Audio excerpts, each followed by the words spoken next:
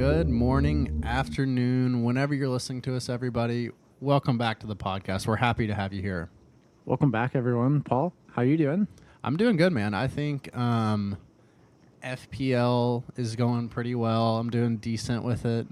And honestly, just kind of a little upbeat about life right now. How about you, Luke? I'm doing good as well. I think that, it's been a rough go of it this week for me in FPL, but last week was a great week, had a huge green arrow, and now it kind of just averaged out. But outside of that, I'm doing great. I'm happy to be on the pod with you, and let's talk about FPL for a little while. So let's get right into it. Let's talk about our previous weeks. You alluded to it a little bit, so let's break down what your week looked like for all the listeners or viewers out there. Okay, so let's go back in time a little bit. Right before the deadline, I had gotten up because my wonderful dog West loves to wake up around 4:30 to 5:30 every morning for his breakfast. So he woke me up around 5:30 or so. So I was up for the deadline right before it locked in at 6 a.m. Eastern Standard Time. Not to, divulge our locations or anything, but from a secret location somewhere. We're somewhere on the East Coast with sun or and sand. Are we on the coast? We're on the coast, just maybe not the East Coast. Oh. Ooh. So you want to be like mysterious, but not too mysterious? Yeah, a little bit. Yeah, I'm kind of, Okay. I'm being a little edgy right now. So that's the word I would use to describe you, Luke, is edgy. Thank you. So 2 minutes before the deadline, I decided to go from a Holland captain to a Richarlison captain. My reasoning for this was looking back on how many goals Brighton had given up as opposed to Everton. I felt like it was more likely that Brighton would concede more goals than Everton. I was in the same camp as you. And ultimately, it turned out to be, 2 goals conceded by both teams. Richarlison wasn't involved in any goal involvements. Not a great sentence structure there, but we'll move on. We move. And Holland gets the 2 goals that City get against Everton. So I unfortunately made the wrong decision there, but with the form that Richarlison was in and expecting Brighton to concede a lot, I thought that, and also with the fact of last time last time Brighton and Tottenham played, there were a ton of goals. I think it was a combination of like 6 or 7 goals in that one single match. So I was hoping for another performance like that. And if Tottenham was going to score a lot, I figured Richarlison would be involved. So I got burned on that. I ended up... The playing styles do match up a lot for fireworks, so I completely agree with where you were coming from in your logic. Ended up on 47 points for the game week. I'm going to have a massive red arrow because I'm 15 points off the average at this point.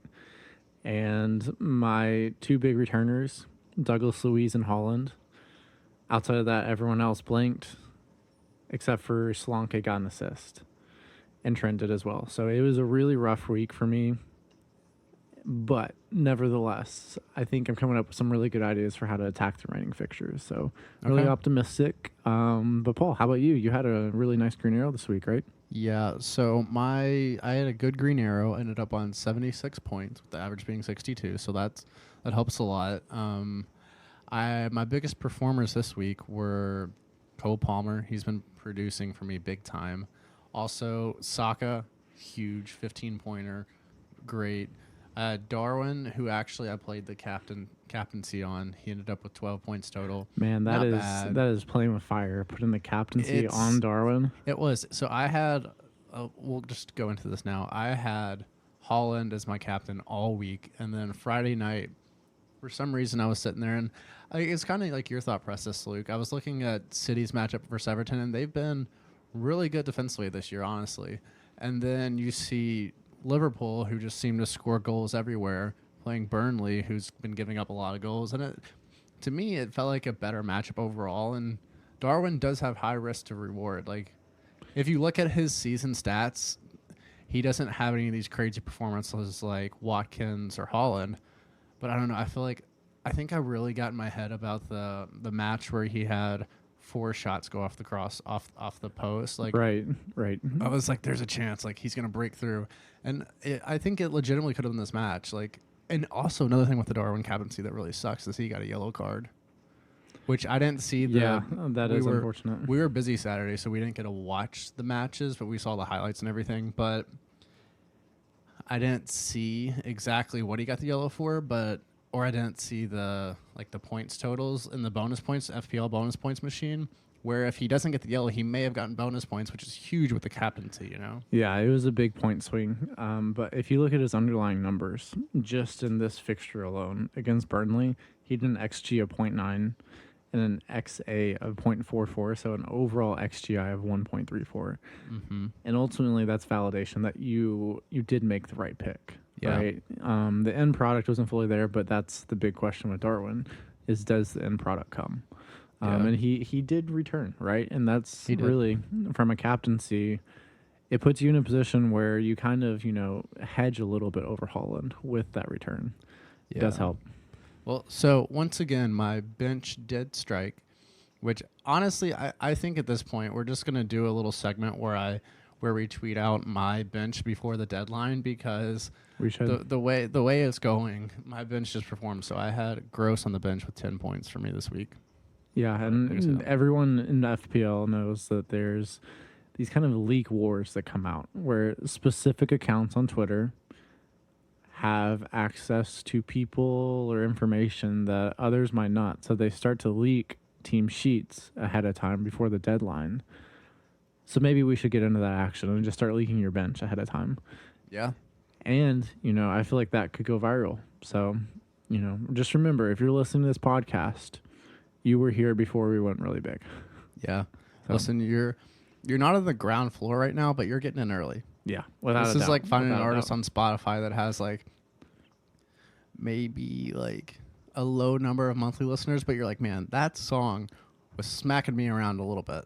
Dare I say, it was pretty damn good. Dare I say Bitcoin at $5? Oh my God. Maybe. I need a moment after that. Good God. Can we for a second talk about the guy who made a video? Have you seen this where he filmed himself looking at the price of Bitcoin? And at this point in time, I think he had thousands of Bitcoin, and he'd been holding for months at this point, and he was going crazy because Bitcoin had just hit, I think it was $1 or $10. Could you imagine? But he sold all of it, I believe, before it really took off, which is very unfortunate. So, but I mean, if you think about it, not that we're gonna dive deep into stocks on our podcast, but or cryptos, but his ROI on his initial investment was probably huge. But I mean, imagine if he held too, of course, that's the always thing. But to get an investment like that, man, that's good for him. Crazy. So our podcast is Bitcoin. That's what we're saying. Our podcast is here to help you find the newest version of FPL Bitcoin. Oh, that's what you're here for. I like that. So better. Keep listening, and we will unearth some diamonds in the rough, and hopefully that will benefit your FPL team as we go through this really kind of turbulent double game week, blank game week, and I would imagine a lot of chip usage in the upcoming couple of weeks. So here in this podcast, we're going to talk about how we'd like to maybe plan out the usage of chips, how to, as I said, manage those blanks and double game weeks, and maybe throw out a couple free hit teams if someone is looking at doing that for Game Week 25. Yeah. So, Paul, let's take a little break here, and we'll be right back. All right. Stick around, everybody. Hello, everyone. We're back after a short little break here. That was a fun break. I had a good time. Yeah, me too. It flew by. Paul, I have a question for you. Let's hear it. Do you ever find yourself at a restaurant, or maybe say a fast food restaurant, and the menu is just so big, you have no idea what to decide? Does that ever happen to you? What are you doing to me? I don't want to play this game. Okay, well, you don't have to answer. My analogy here, right? I feel like right now in FPL, there's so many decisions we can make and we cannot make. Mm-hmm. There's so many different ways to go with how you want to attack using your chips, or approaching a double game week or a blank game week. So we're here to help you pick through that menu and figure out what works best for your team. But also, the way we're going to do that is just by talking about how we best think we can use chips. So let's dive right into that. Yeah. Okay. Let's do it. First, though, we need to understand what's going to be happening in the upcoming game weeks. So let's talk about this. So this information is pulled from Ben Krellen's Twitter account. And the blank double god. Yeah, shout out to Ben Krellen because he is on top of it, to say the least. So for game week 25, if you are not aware, we will have Liverpool, Brentford, City. Luton, and City and doubling. That's in 25. Yes, in 25. Brentford has a double of Liverpool at home, Man City away. Liverpool have a double of Brentford away and Luton at home. And then we have Luton with Manchester United at home, Liverpool away. And wrapping it up, City with Chelsea at home and then Brentford at home. We have blanks in 26, where both Liverpool and Luton are going to blank out of the doublers. And then in game week 28, it is confirmed we're going to have a double game week with we're going to have Luton and Bournemouth replaying that match from earlier in the season. So both of those teams will be blanking as well. And then we have a huge round of blank games in 29. And that's going to be primarily due to the FA Cup quarterfinals. Yes. Those are yet to be confirmed up to this point because a lot of those teams have to finish up playing their round 4 and, well, now just round 5 matchups. And from that, we'll have a better idea. So amongst all this, there's a lot of decisions to make. So, Paul, what are your thoughts with all this going on? Another thing to highlight, too, is that we have Europa League and Champions League coming back also this midweek. But it's important to note, though, for a team such as Liverpool will not be playing in Europa League until, let's see, game week 27, I believe. Okay, that's good to know. Yeah, but 27. Just so everybody sees the whole picture here, that what Luke just said is great information about the blanks, doubles, all that stuff. But some of these teams that are still in Europe will be playing other games on top of FA Cup fixtures they're still in. So there's a lot of stuff to navigate right now. In totality, I think the main thing that FPL managers, or me and you, everybody out there should do is really just sit down, look at your team, and decide how much risk you want to have the rest of the season. Like realistically for me, I think you can be very bold going through these, or you can also just kind of play it safe and you can get through them just fielding a team. I think the main thing going through all this is with the blanks coming up more so than anything else is like just fielding an 11, I think is vitally important. Okay, so a good question to kind of segue from what you were saying. For game week 25, what do you think is a good amount of doublers to have, in your opinion? I think 4 to 5 is 4 to 5 is good? I honestly, I could go 3, 4, 5 in that range. I think that's a suitable amount to like get a little bit of the double. Am I playing it that way? Most likely no. But to me, it's like, I mean, I think you could get in a premium asset of Holland and just have him for a double and him and Foden. And I think you'd probably be fine, really, you know? Okay, so do you not like Liverpool's double? Is that kind of what you're saying here? I don't know. To me, it's like for Liverpool, there's a lot of questions surrounding who I actually like. So I'm a Darwin owner, which I'm going to hold him. But with Darwin, it's just, we were talking about earlier when we were talking about my team. Like, there's a lot of upside, but there's also a lot of times where he just hasn't performed. Yeah. Or where he's been very close to performing and he hasn't. So, I mean, there's a lot of risk associated with Darwin, which, like I said, he's going to be in my team. But at this point, I don't think I would bring him in if I did not have him already. Building up to the game week 25 deadline, I cannot wait to see the Twitter thread that argues that Darwin should be your triple captain. That's going to be interesting. People are going to make that shout. And I can see why, but it feels like you're playing with fire if you're going to triple captain Darwin. That's one of those moves that seems very unlikely to pay out, but if it did, it would hit different without a doubt. Oh, absolutely. And the thing too that I do like Liverpool's double though, playing United at home. And then they play Brentford. Brentford away, and Brentford away, and then Luton at home. Like I think those are good matchups for Liverpool from attacking perspective. I think they're good.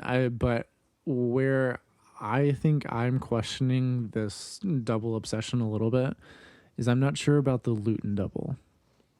That one's kind of difficult, in my opinion. Yeah, just so everybody on the podcast knows, I have two Luton players, Ross Barkley How and many Adebayo. doublers are you going to have for 25? So right now, this is a question I'll ask you, Luke, because I think this is a lot of people are probably struggling with this right now.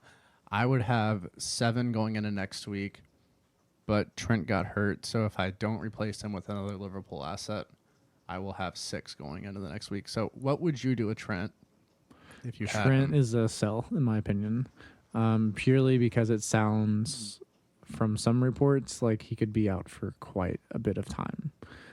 That's what it seems like. We'll have to wait and see. We'll definitely get a press conference before the deadline from Liverpool. That will give us a lot more information to kind of discern the best direction to go. But as of now, sitting with the information that we have, I would say he's a sell. And I think, you can easily make that sideways transfer to another Liverpool defender. Do you in your head, do you think one thing outweighs another? Like going to a Liverpool defender, say Bradley, if we figure out he's going to play, do you think it's worth it to go to a Liverpool defender if they're going to blank the next game week? If you can still get out enough players, because you're still operating under the assumption that he's just taking Trent's spot. So ideally your team would be built already to where you can make that transfer because you're already planning for 26 ahead of time. So how many, my question to you is how many do you have for 26 playing in your team For currently? 26, if I don't make transfers, it looks bleak. Okay. I'll So tell you- you'd I'll be tell looking you- I'll at a tell you -4 exactly. to -8 probably, right? In 26. It depends on what I do this week. Okay, so you have to keep that in mind as well. Yeah. Alternatively, maybe a suggestion that I would make is Yeah. if you see a team that you really like for their fixtures in 25 and 26 that is playing in 26, maybe go ahead and make that transfer now. Take Trent out for that Yeah. player who you would prefer to have. Yeah, I think that's the thing too, Luke, that with the blanks and doubles, I think I do this a lot, but it's hard to not be like really attracted to getting as many doublers as possible, which is kind of how I'll play this kind of run of Right. fixtures. Yeah. But I mean, there's people like Saka who Arsenal play Burnley away next weekend, and or say Villa who play Fulham away. Like there's good fixtures for players that are just in single game weeks. And going off what I So was it's saying, balance. right? If you say, let's say you bring in someone who's cheap, you go with, I don't know, another team that has good fixtures, Manchester United. Gross. Or Well, yeah, for go a ahead. defender, this is Yeah. just for a Trent replacement. If you want to replace Trent with someone who has good 2-game fixture run and they play in 26, you could go for Dalot.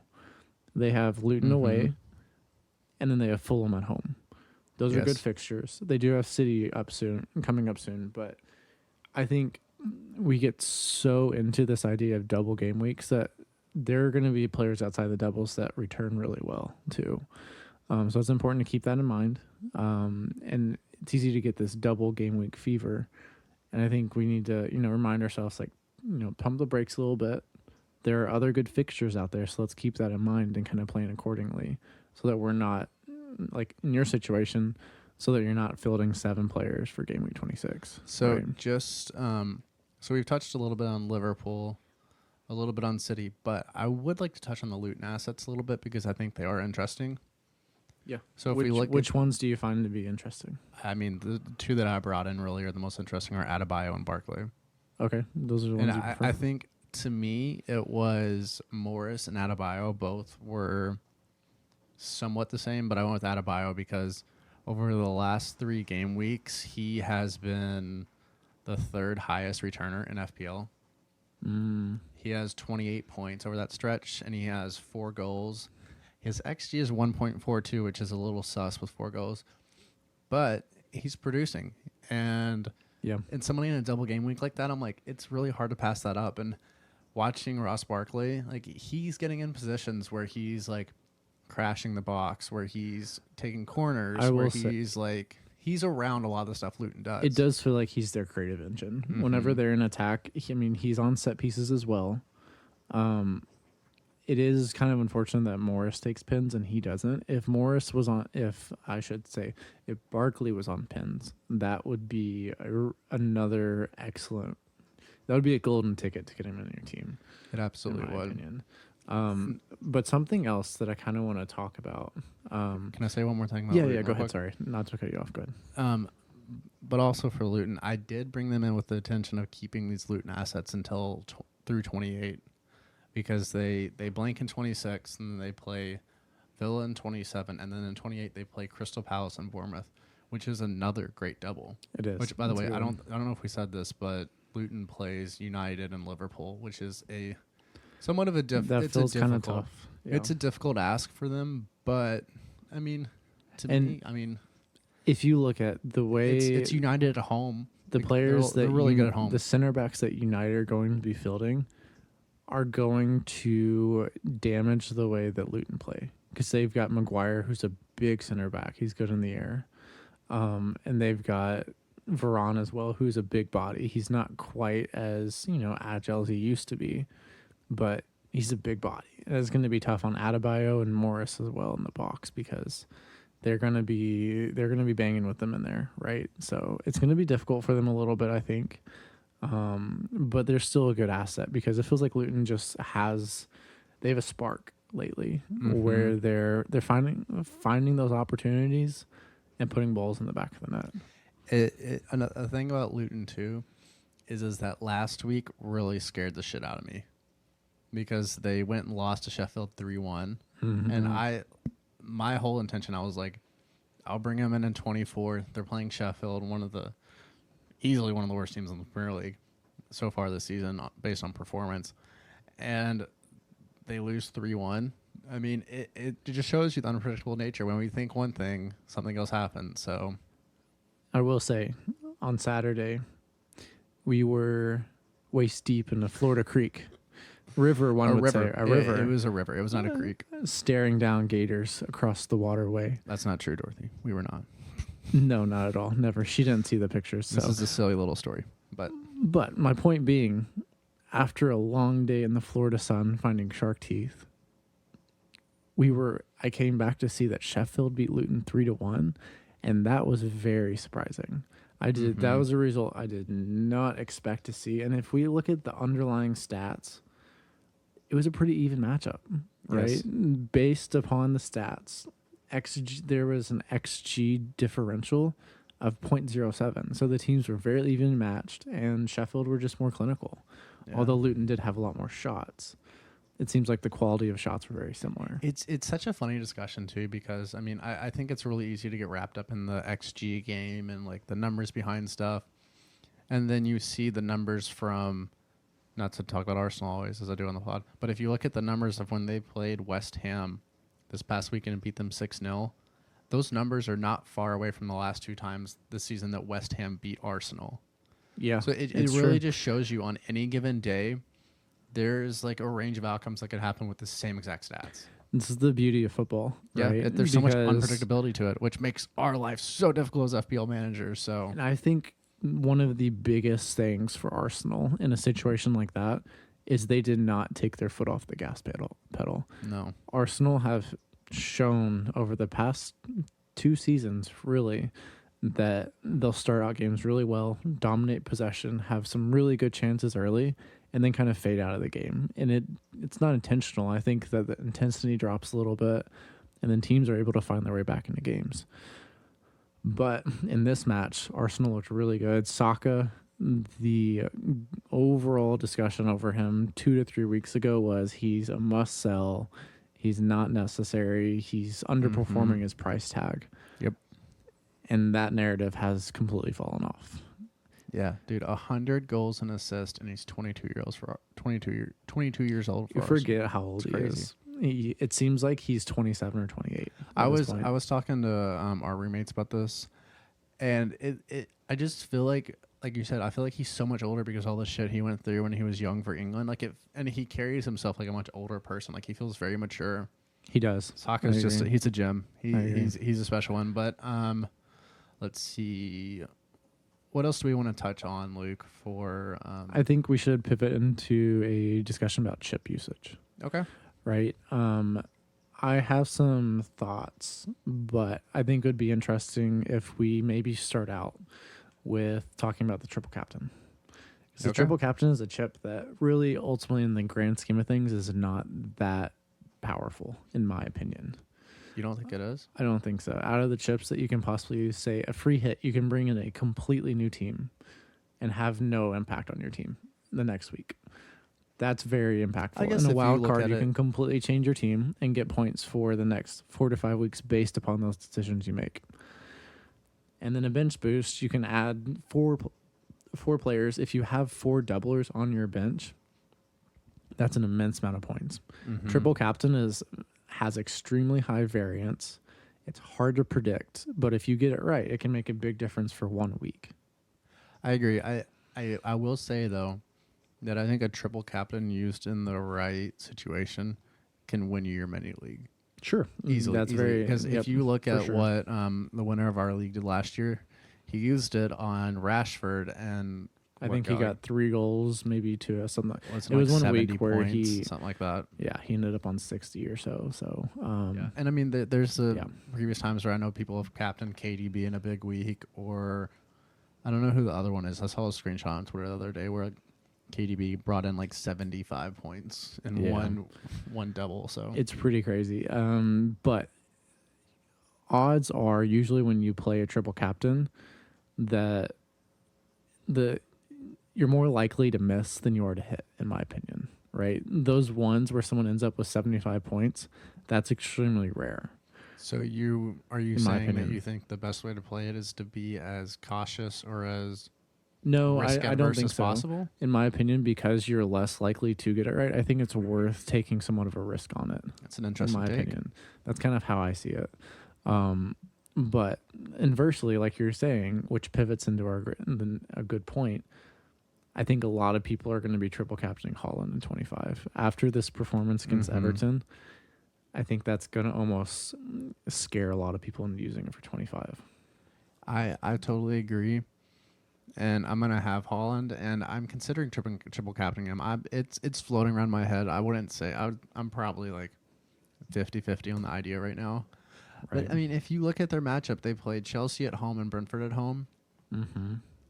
I I don't know. I'm not saying I think Chelsea could somehow surprise City, but it wouldn't surprise me if Chelsea put up a better fight than people expected them to. Like, this feels like a Chelsea team that's kind of a little bit like United, where maybe they're starting to figure it out. They have people healthy again.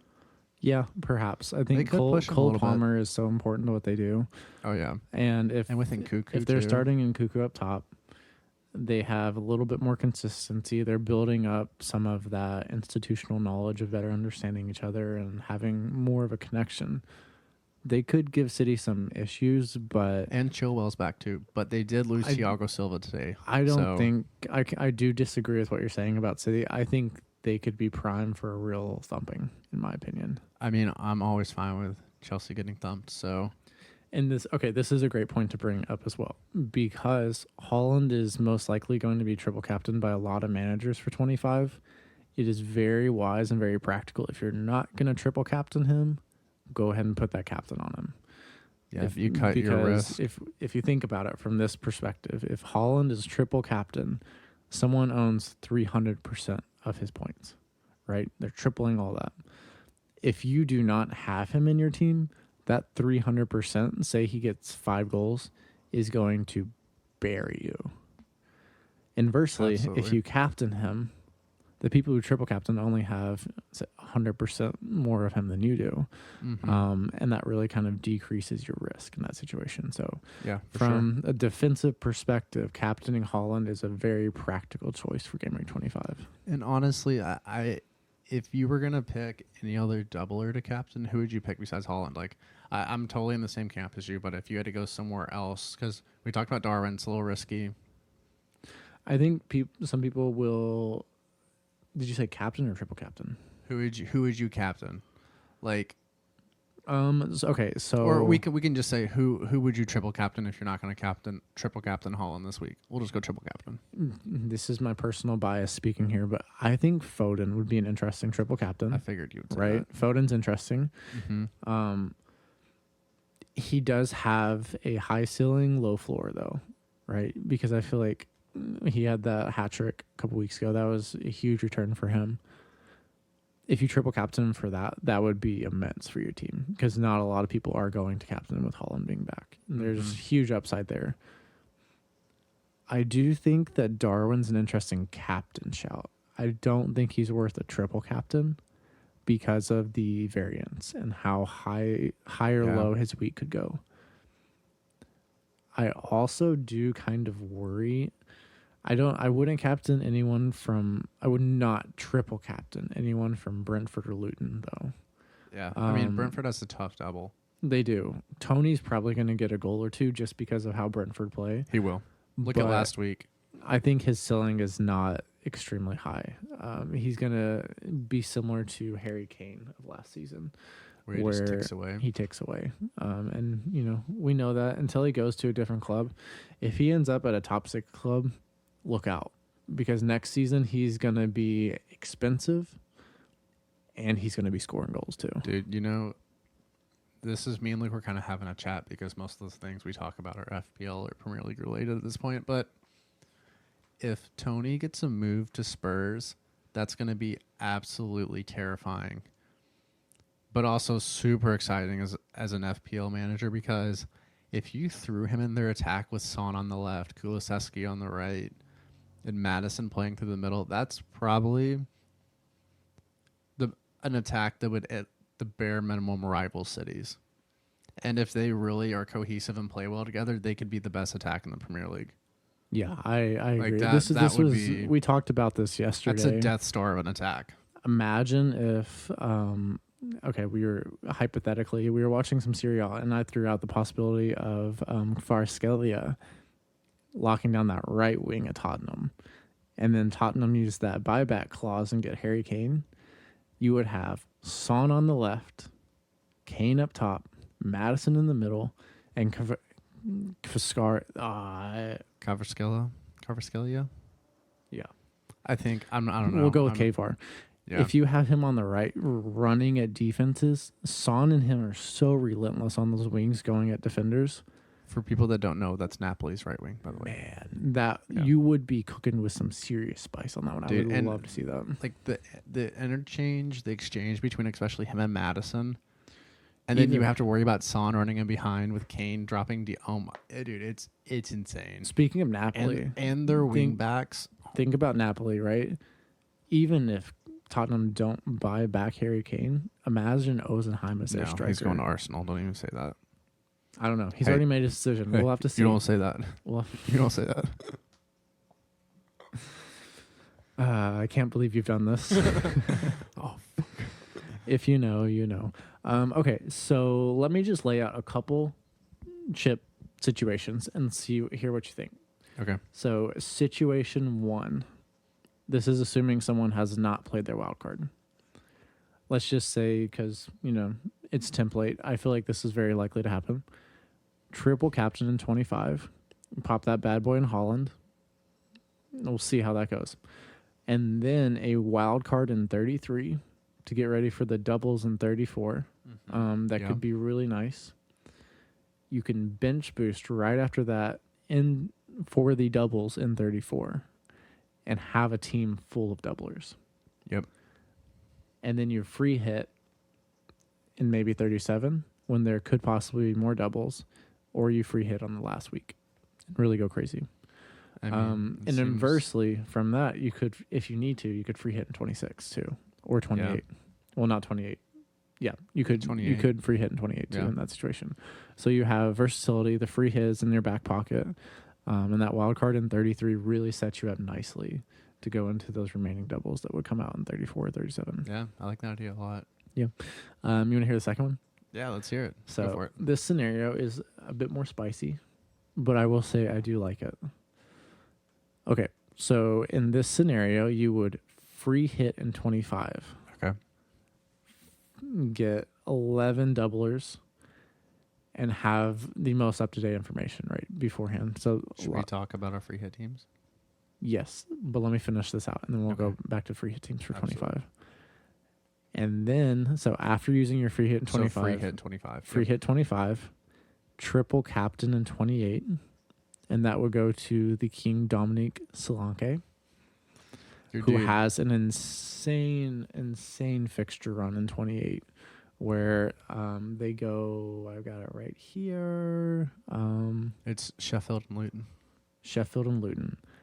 That sounds like a really good run of fixtures, right? And, It does. And as we know, Luton is going to be at home as well, too. So something to keep an eye on. Keep that in your back pocket. You wild card in 31 because they're really good fixtures. Excuse me. Oh, you're good. In Go that ahead. window.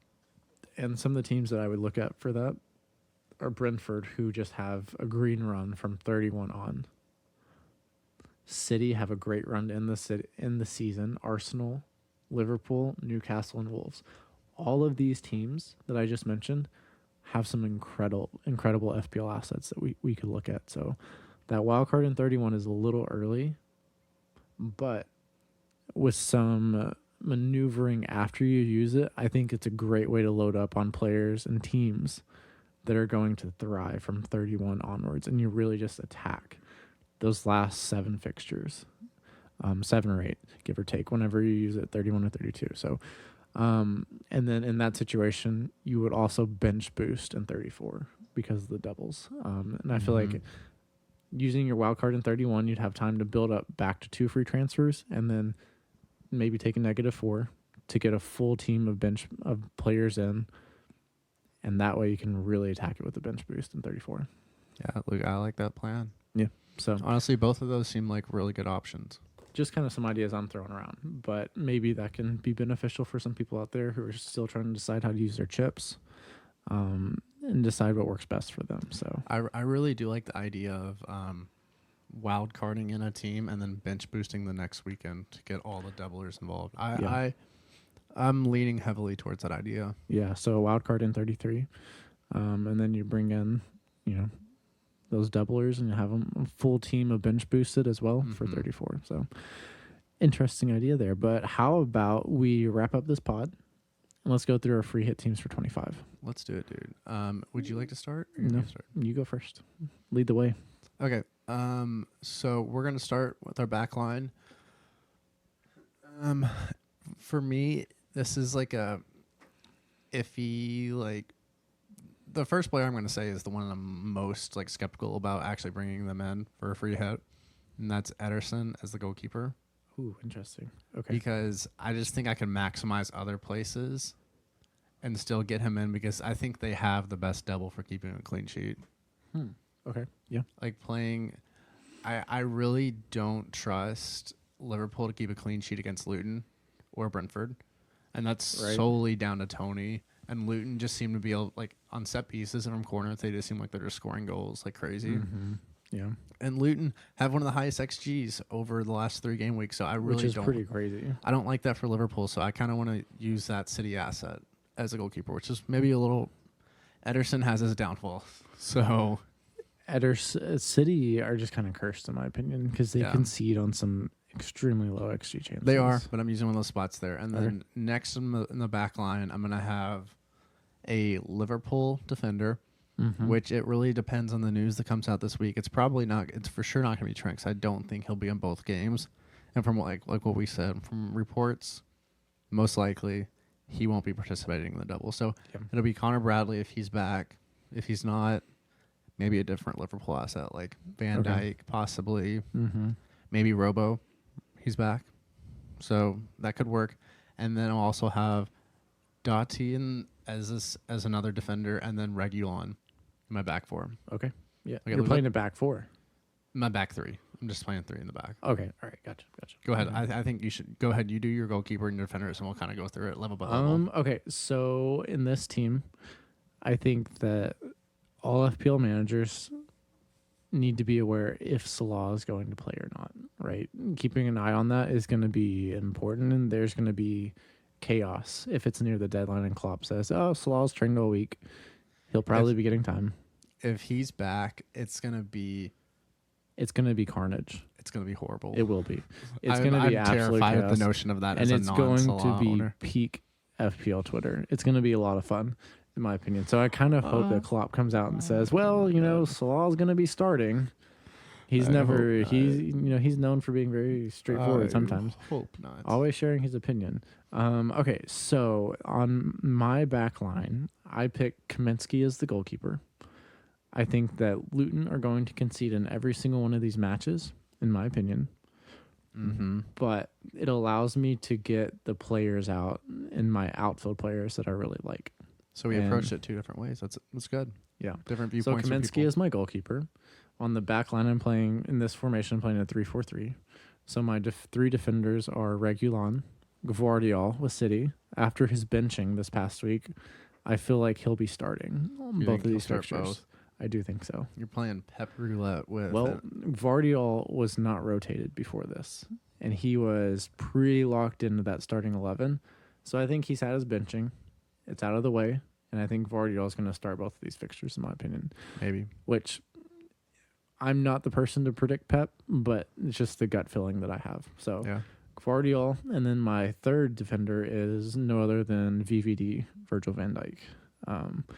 I think that there is a bullet header in one of these matches for him where he puts the ball in the back of the net and gets a goal. I can see And if it. nothing else, he's a lot cheaper than Trent and is even a bit cheaper than Robbo, I believe. Yeah, he is. Robertson's the 3rd most expensive defender, I think. Which is kind of crazy I think with how it's he's been playing. Trent, Trippier, and then. Okay. Robertson. Well, I'll hand it back over to you. Who are your midfielders? Okay, so first we're gonna start with Phil Foden. Of Philip course. of House Foden. He's got to be locked in there. I mean, for somebody that has, he just scored a hat trick a couple weekends ago. 6th highest scoring FPL player right now in the game. His ability to like have high point totals, I think you're gonna really miss out if you don't have him Agreed. in this double. We're both Foden on the Foden bandwagon. And then next I have Ross Barkley, who Nice. like we talked about earlier, he's just involved with a lot of stuff that Luton do. And I don't think both these matchups are horrible for Luton. And it's a good way to just get a double.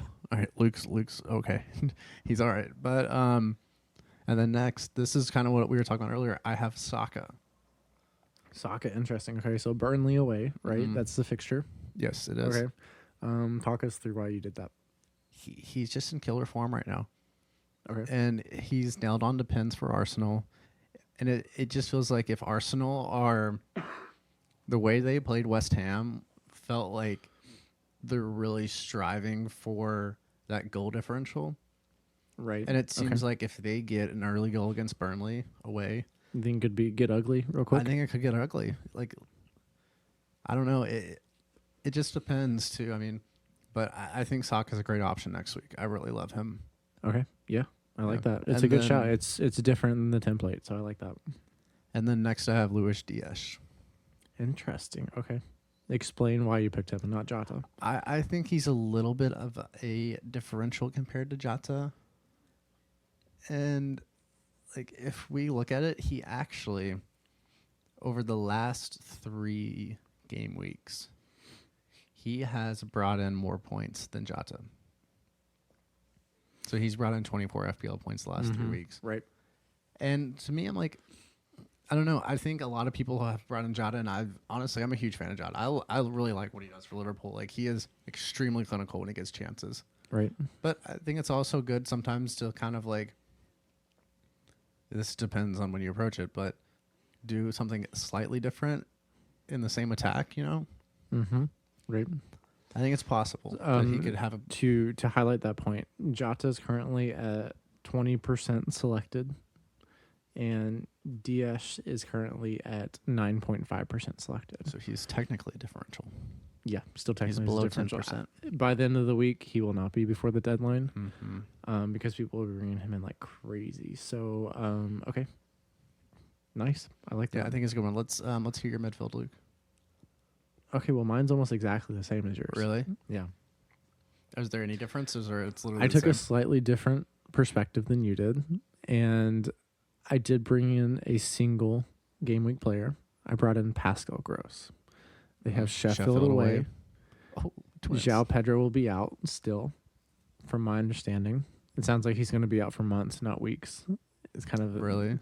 They said weeks, but I imagine it's going to turn out to be longer than that Yeah. with how they're trying to manage injuries this season. Brighton just have had And their curse this year. in my opinion, I think they're going to want him back for European competition, and they'll really take their time with him. So I don't think he's going to be back for a while. So I picked Pascal Gross. I think Brighton could absolutely annihilate Sheffield. Secondly, or Brian Ross Barkley, midfield. I like how his numbers, and as we talked about earlier, he's kind of that creative spark for that team. I also brought in Phil Foden. I don't think you can go without Foden this week. KDB is an interesting option, but with him being rotated, I'm not sure if he's going to start because Champions League is probably going to be their priority for the time being. I could see, De Bruyne coming on again the 58th minute, 60th against Chelsea. And then Brentford, maybe he starts. It kind of is how I could see that going. And then my last midfielder, because at 3-4-3, as I said, the fourth midfielder here is Luis Diaz. And I like him as a little bit more of a differential. He's very attacking, and I feel like he's locked into the starting 11. For sure even if Salah comes back, I still do feel like Diaz is going to be playing that left wing, in my opinion. So I really do like it. It's kind of crazy how similar our teams are as of now. So let's go into the forwards. I almost am 99% sure we picked the exact same forwards, but go ahead. We have King Holland. Yep. King Darwin. Yep. And Tony. Yep. We're exactly the same on that. So we had very slight differences, a little bit at the back. Keepers different, a couple midfielders, but I think a lot of players are going to have that, striker front, Holland, Tony, and Darwin. It's going to be very popular and probably return a lot, in my opinion. I think there's a lot of goals amongst those three.